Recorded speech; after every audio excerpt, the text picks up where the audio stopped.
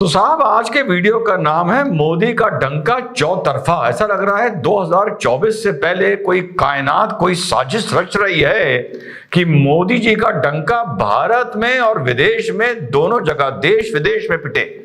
और साहब जितनी भी घटनाक्रम बताऊंगा ये वाकई ऐसा लग रहा है जैसे कायनात की कोई साजिश है। और जब कायनात कोई साजिश किसी चीज के लिए कर लेती है तो उसे दुनिया की फिर कोई ताकत नहीं रोक पाती। तो आज का ये छोटा सा वीडियो देखिए और खुद सोचिए क्या हो रहा है, क्यों ऐसा डंका नरेंद्र मोदी का देश विदेश में पिट रहा है।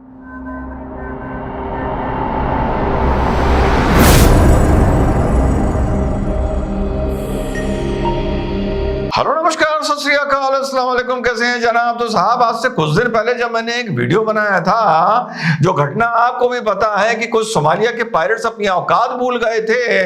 उनको नहीं पता था कि उनका बाप कौन मार्कोस कमांडोज आ रहे हैं। वो सोच भी नहीं सकते थे कि इंडियन नेवी वहां पर पहुंच जाएगी और वो उनको छोड़ के भागना पड़ा, जो आमतौर पर देखने को नहीं मिलता है। कितने खरबों खरबों का नुकसान करवा दिया इन पायरेट्स ने। लेकिन जब पंगा भारतीय नौसेना से हुआ तो उनको अपनी औकात पता चली। तो उस दिन मैंने वीडियो में एक बात बोली थी, छोटी सी बात थी पर कितनी महत्वपूर्ण थी, पहले वो बात सुनिए। अब साहब जब इंडियन नेवी को ये मैसेज मिला, आप देखिए साहब यही होती है दबंगाई और यही होती है हनक। आप क्या सोचते हैं नेवी ऐसी चल दी कि नेवी की अथॉरिटीज ने ऐसी डायरेक्शन दे दिया किसको, आईएनएस चेन्नई को, कि जाओ छुड़ा के लाओ। ना, ये सारे आदेश ऊपर से आते हैं।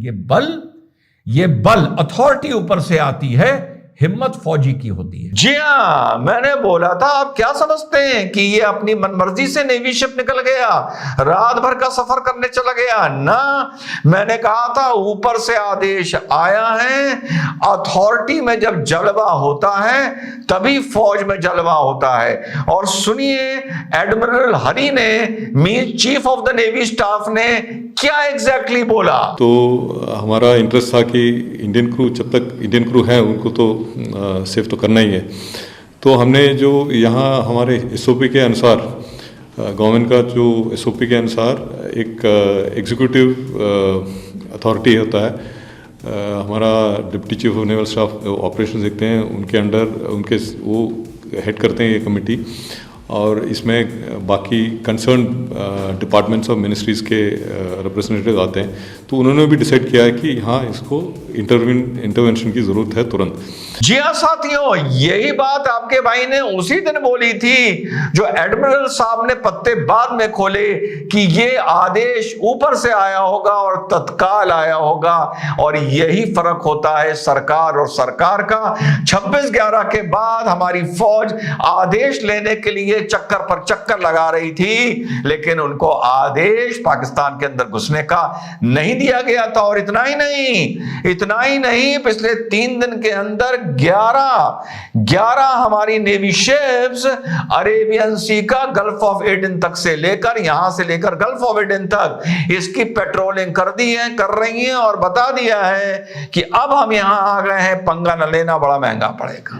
किसका जलवा?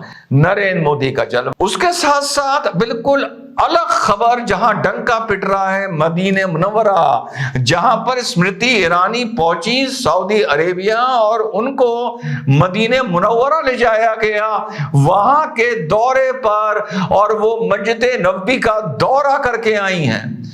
ये चीजें आज से कुछ वर्ष पहले असंभव हुआ करती थी, जो आज इतनी आम लग रही हैं।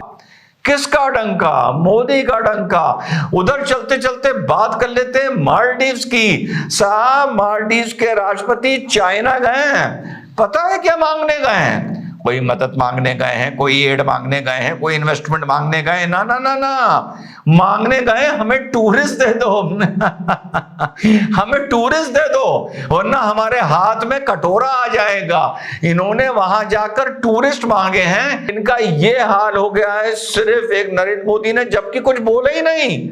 माने नरेंद्र मोदी तो चुप हैं और हाल उनका ऐसा हो गया है कि वो टूरिस्ट मांगने चाइना गए हैं। और यदि जो मटोटा है मटाटो है, यानी Maldives association of travel agents and tour operators.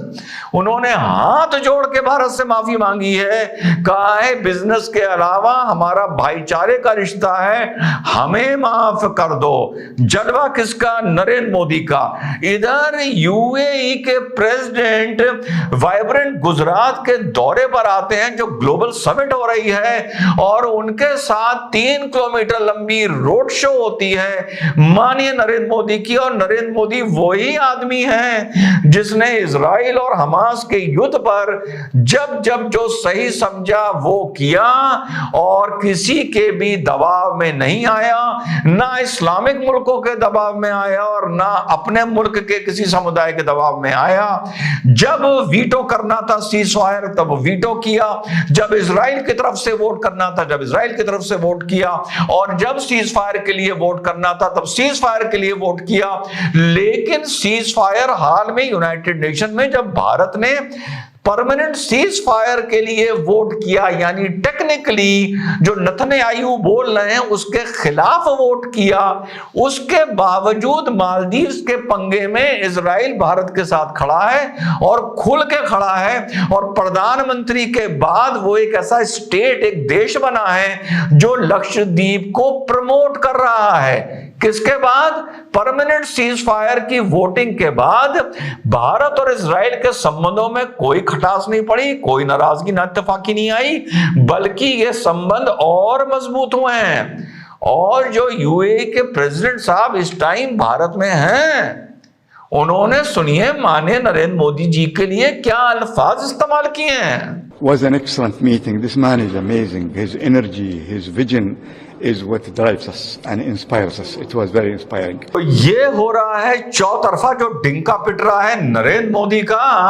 और चलते चलते बात करते हैं पाकिस्तान की, और जब पाकिस्तान की बात करेंगे तो बात करते हैं कदर की रात की, जिसका जिक्र माने नरेंद्र मोदी जी ने एवं नहीं कर दिया था। 7 अगस्त को 2019 को हमारे जो हाई कमिश्नर थे इन पाकिस्तान मिस्टर अजय बसारिया, उनको एक्सपेल कर दिया गया था। उन्होंने बुक लिखी है एंगर मैनेजमेंट, और एंगर मैनेजमेंट की बुक में वो कत्ल की रात का जिक्र करते हैं जब प्रधानमंत्री माननीय नरेंद्र मोदी जी से बात करना चाह रहा था और नरेंद्र मोदी जी ने बात करने से मना कर दिया था। और यूएसए और यूके की एजेंसीज ने पाकिस्तान को एक बात समझाई थी कि भारत के 9 मिसाइल सिर्फ पाकिस्तान के मेन सिटीज की तरफ एम कर रहे हैं और उनको वहां पर लाके प्लेस कर दिया गया है। अगर तुमने अभिनंदन को नहीं छोड़ा तो ये बात एस्केलेट कर जाएगी और 4 दिन से ज्यादा ये लड़ाई भारत के साथ तुम्हारी नहीं चलेगी। पांव कांप रहे थे किसके? प्रधानमंत्री इमरान खान के। और उसने अगले दिन अभिनंदन को छोड़ने का फैसला कर दिया, ये कह के कि हम अमन चाहते हैं और शांति चाहते हैं। और पाकिस्तान के एक्सपर्ट्स, पाकिस्तान के कमेंटेटर्स इस पर क्या बोल रहे हैं, जरा ये सुन लीजिए। हम पे इंडिया ने 9 मिसाइल, एक नहीं 2 नहीं 9 मिसाइल रेडी किए हुए हैं हम पे फायर करने के लिए। कि 9 इंडियन मिसाइल जो थे वो पाकिस्तान की तरफ पॉइंटेड थे और वो किसी वक्त भी जो है वो अनलीश हो सकते थे। ये खबर लेके जो ये जो मगरबी डिप्लोमेट्स हैं, वेस्टर्न डिप्लोमेट्स हैं, ये जाते हैं वापस अपनी एम्बेसियों में और फिर ये फ़ोन करते हैं हिंदुस्तान को, और हिंदुस्तान को कहते हैं कि भाई पाकिस्तानी तो डर गए। बात मुझे याद है बिल्कुल कि उन्होंने ये कहा था on the floor of the house कि उन्होंने कोशिश की है नरेंद्र मोदी से बात करें और मैं अमन की बात करना चाहता हूं। मैं समझता हूं इंतहाई कमजोर स्टांस था पाकिस्तान का। जी, तो और आप बताइए, जो आज मैंने बोला कि भैया क्या कायनात साजिश रच रही है नरेंद्र मोदी के लिए 2024 से पहले, यानी इतने घटनाक्रम हो रहे हैं कि लोग कह रहे थे कि 2024 का चुनाव मात्र और मात्र राम मंदिर के नाम पर, आस्था धर्म मजहब के नाम पर लड़ा जाएगा। तो आज चलो बता दो भाई कि कौन सी आस्था और कौन सी उस पर ये लड़ा जा रहा है। एडमिरल बोल रहे हैं कि भारत हाई कमांड ने तत्काल ऑर्डर दिया कि जाओ 24 घंटे का सफर करो और छुड़ा के लाओ, क्योंकि उस शिप पर जितना भी क्रू है उसमें 16 इंडियन हैं, वो सोमालिया के पायरेट्स के हाथ नहीं चढ़ने चाहिए। उसके बाद तत्काल 11 हमारे नेवी शिप्स अरेबियन सी की पेट्रोलिंग कर रहे हैं और सब में मार्कोस कमांडोज तैनात कर दिए गए हैं संदेश के देने के लिए कि अरेबियन सी की तरफ आने से पहले जरा 10 बार सोच लेना, चाहे खुद आ रहे हो चाहे ड्रोन भेज रहे हो। स्मृति ईरानी जाके मदीने मनव्वरा का दौरा कर रही हैं। इधर मालदीव्स का प्रेसिडेंट जाके चाइना में टूरिस्ट मांग रहा है। उधर मालदीव्स की जो सबसे बड़ी ट्रैवल एजेंसी है या जो एसोसिएशन है वो भारत से हाथ जोड़ के माफी मांग रही है। उधर यूएई के प्रधानमंत्री के साथ नरेंद्र मोदी जी का रोड शो हो रहा है और इजराइल के मैटर में नरेंद्र मोदी की सरकार ने कोई ऐसा फैसला नहीं लिया जो किसी कम्युनिटी की तरफ अपीजमेंट दिखाए, सिर्फ और सिर्फ अपनी फॉरेन पॉलिसी के हिसाब से खेला। और लेटेस्ट यूनाइटेड नेशंस में टेक्निकली स्पीकिंग इजराइल की जो इच्छा है या जो मंशा है कि सीज फायर ना हो, उसके खिलाफ भारत वोट करता है, लेकिन उसका जवाब इजराइल ये देता है कि हम लक्षद्वीप को आके अपने हिसाब से कंट्रीब्यूट करेंगे और डेवलप करेंगे। इसके बावजूद, इस सब के बावजूद यूएई का प्रेसिडेंट क्या बोल रहा है प्रधानमंत्री नरेंद्र मोदी के बारे में, यह मैं आपको सुना चुका हूं।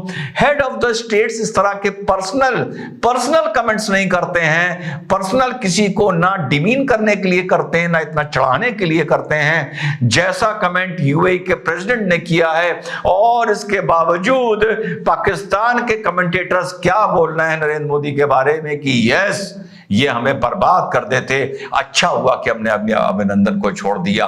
तो अगर मैं ये बोल रहा हूं कि मोदी का डंका चौतरफा, तो यार क्या गलत बोल रहा हूं। जय हिंद, वंदे मातरम, खुदा हाफिज।